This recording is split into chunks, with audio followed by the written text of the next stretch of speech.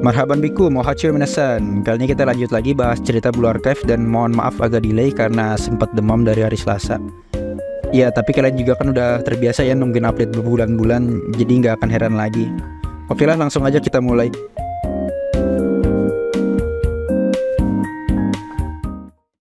Saat ini klub makeup sudah berada di tempat bootcamp mereka, yaitu di suatu bangunan tak terpakai yang terletak di pinggiran Trinity.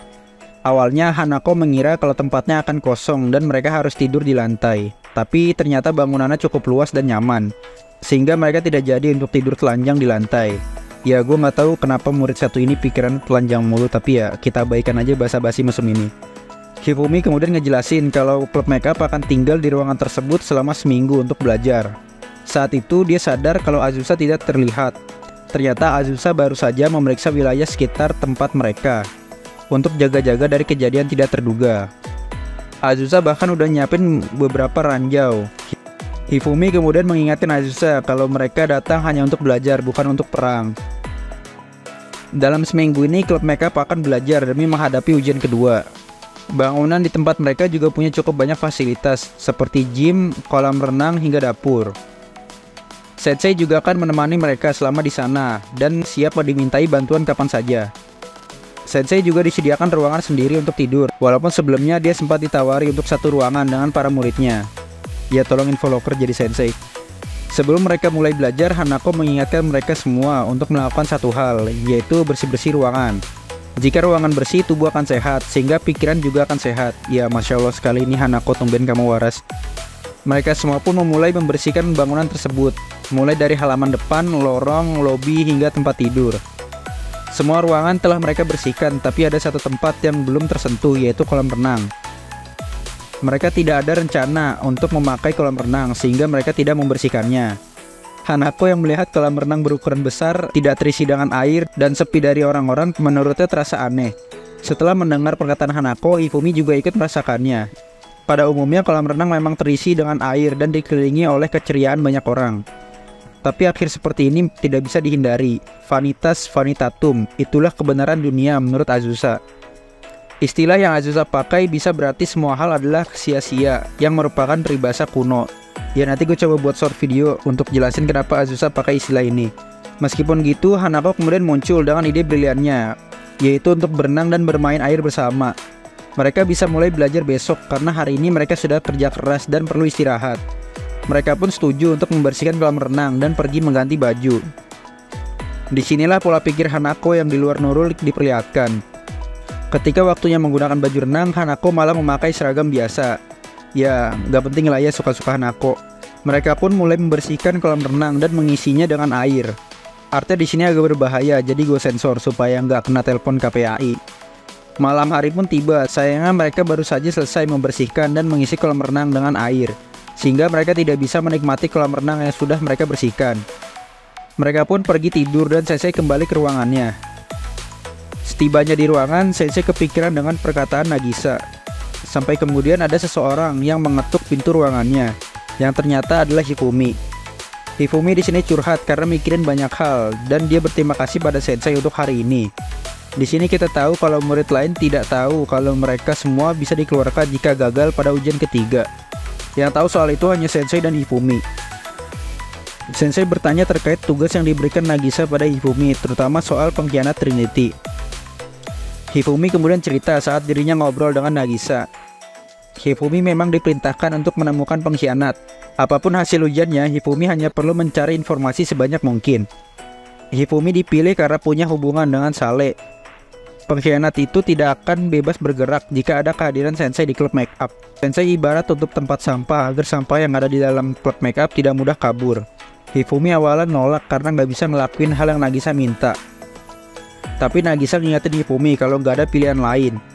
Karena Hifumi juga murid gagal dan seharusnya Hifumi paham apa yang akan terjadi jika dirinya gagal dalam misi yang Nagisa berikan.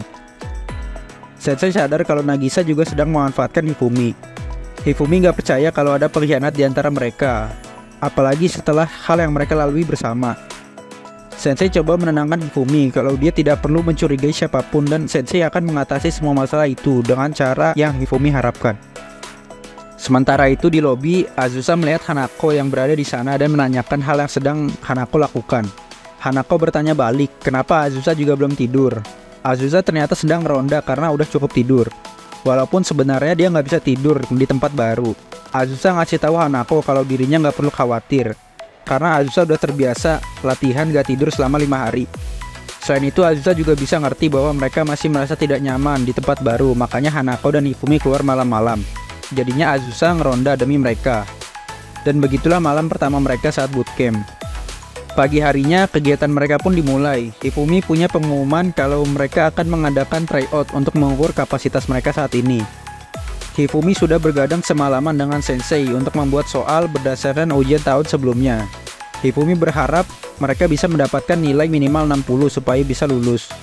Tryout pun dimulai. Setelah beberapa saat, sensei mengumumkan nilai mereka semua. Hanako dapat 4, Azusa 33, Koharu 15, dan Hifumi 68. Dengan hasil ini, mereka harus belajar lebih giat supaya bisa lulus. Hifumi kemudian membuat kelompok belajar sesuai tingkat ujian yang diambil. Azusa dengan Koharu mengambil ujian kelas 1, sedangkan Hifumi dengan Hanako akan mengambil ujian kelas 2.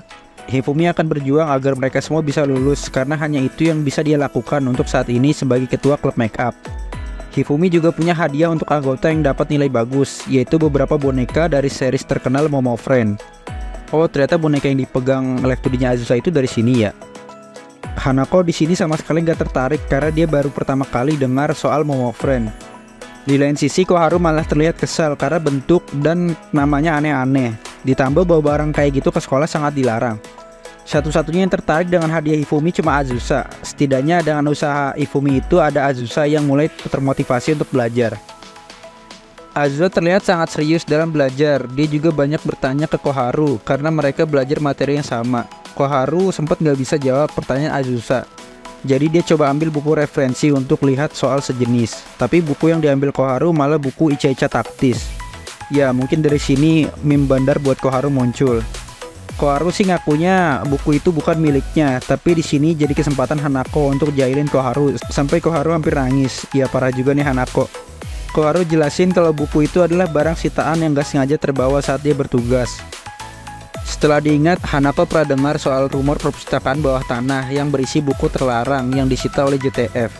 Koharu bisa dapat masalah kalau megang buku itu, apalagi sekarang Koharu anggota klub make up. Mereka menyarankan agar Koharu segera mengembalikannya ke markas JTF diam-diam. Sensei juga akan ikut dengan Koharu agar mengurangi resiko yang akan terjadi. Sebelum mereka pergi, Hanako minta ke Koharu untuk mengambil lanjutan buku tersebut, yaitu Ica-Ica Paradise. Di luar gedung JTF, Koharu memberitahu rahasia yang dia simpan pada Sensei.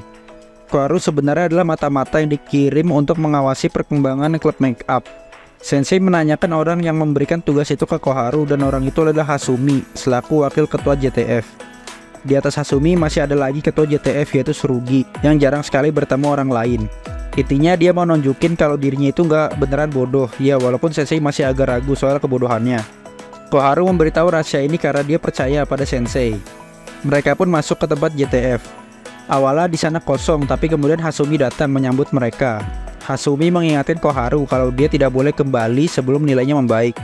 Sensei kemudian beralasan kalau mereka ingin mengambil buku untuk belajar. Di sisi lain, Hasumi melihat ini waktu yang tepat karena ada hal yang ingin dia diskusikan bersama Koharu. Mereka pun meminta sedikit waktu privasi pada Sensei.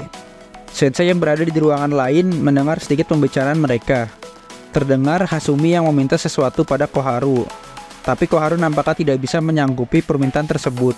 Kemudian Hasumi sedikit berteriak karena tidak ada pilihan lain dan permintaan itu harus bisa diselesaikan. Sebagian percakapan tidak terdengar jelas, tapi Koharu sepertinya akan berusaha menjalankan permintaan Hasumi. Setelah Koharu selesai, mereka pergi kembali ke tempat bootcamp. Hari kedua bootcamp pun selesai. Pagi harinya, seperti biasa mereka ngomongin hal random dari perkara mandi bareng sampai bahas soal daleman dan baju renang yang gak ada bedanya. Tentunya Hanako yang jadi pelopor kalau ngomongin hal mesum, tapi kali ini gue setuju sama Hanako. Karena apa bedanya baju renang sama daleman? Secara tampilan baju renang dan daleman itu nggak ada bedanya. Orang percaya itu baju renang karena si pemakai bilang itu baju renang. Gimana kalau pernyataan itu dibalik? Dan gimana juga perkataan itu bisa dibuktikan? Apa gunanya diberitahu kebenaran kalau tidak bisa dipercaya atau dibuktikan sendiri? Ya perkara baju renang aja dipersulit, tapi gara-gara ini pentingnya cerita jadi gue harus jelasin. Mendengar perkataan Hanako itu, Azusa jadi teringat dengan koan kelima. Murid lain bingung maksudnya. Azusa coba jelasin kalau dia pernah dengar soal 7 koan Kifotos. Ya, semacam quotes gitulah. Azusa yakin kalau Hanako merujuk pada koan kelima, yaitu, bisakah kita buktikan kalau seseorang pernah sampai ke surga? Pertanyaan itu merupakan pertanyaan retoris untuk memikirkan kebenaran surga, karena tidak ada orang hidup yang pernah melihatnya. Hanako terkejut karena Azusa bisa tahu soal koan tersebut dan bertanya apakah Azusa pernah bertemu dengan Seiya. Azusa menjawab kalau dia hanya pernah mendengar itu di masa lalu. Hanako mulai berpikir karena Azusa adalah murid pindahan dan jika dia tidak mendengar koan itu di Trinity, ditambah sebelumnya Azusa juga sempat menyebutkan Vanitas Vanitatum yang kemungkinan ada hubungannya dengan akademi lain. Hifumi kebingungan dengan maksud Hanako, tapi Hanako meminta mereka untuk melupakan perkataannya barusan dan pergi tidur. Di tempat Sensei, Hifumi ingin membicarakan terkait Hanako. Hifumi menemukan sesuatu yang mengejutkan ketika melihat kunci jawaban soal tahun lalu saat membuat soal tryout. Ternyata kunci jawaban yang Hifumi lihat itu diisi oleh Hanako. Hifumi juga nyoba ngecek nilai ujian kelas satunya Hanako, dan nilainya sempurna. Hanako bahkan dapat nilai bagus di kelas lanjutan yang dimana anak kelas 3 saja akan kesulitan. Hanako itu jenius, tapi pas di kelas 2 nilainya anjlok. Hifumi berpikir kalau Hanako sengaja mendapat nilai jelek saat ujian. Pindah ke lobi, Azusa terlihat berjalan mengendap-endap dan ada Hanako yang melihatnya. Hanako penasaran apakah malam ini juga jadwal Azusa ngeronda. Pagi hari pun datang kembali. Mereka langsung bersiap mengikuti KBM hari ini. Hifumi agak merasa aneh karena dia belum melihat Sensei sejak tadi. Di kolam renang, kita melihat Mika yang datang berkunjung karena kangen sama Sensei. Mika coba sedikit basa-basi tapi Sensei terlihat agak waspada karena kedatangan anggota Tea Party. Mika kemudian jelasin tujuannya datang, tapi perlu dicatat kalau Nagisa tidak tahu tentang kunjungan Mika datang ke klub make up. Mika bertanya soal kesepakatan Sensei dengan Nagisa untuk mencari pengkhianat Trinity. Sensei memberitahu Mika kalau Sensei menolak tawaran Nagisa karena itu bukan tugasnya sebagai Sensei. Mika kembali bertanya lagi, jika tidak berpihak pada Trinity, Sensei berpihak pada siapa? Apa dengan Gehenna, GSC, atau berusaha bersikap netral? Sensei dengan pede jawab kalau dia ada di pihak para murid. Mika yang dengar jawaban itu pun bingung. Kalau begitu Sensei juga ada di pihak Mika dan di pihak semua orang. Dengan kata lain, Sensei tidak akan pernah bisa memihak pada siapapun.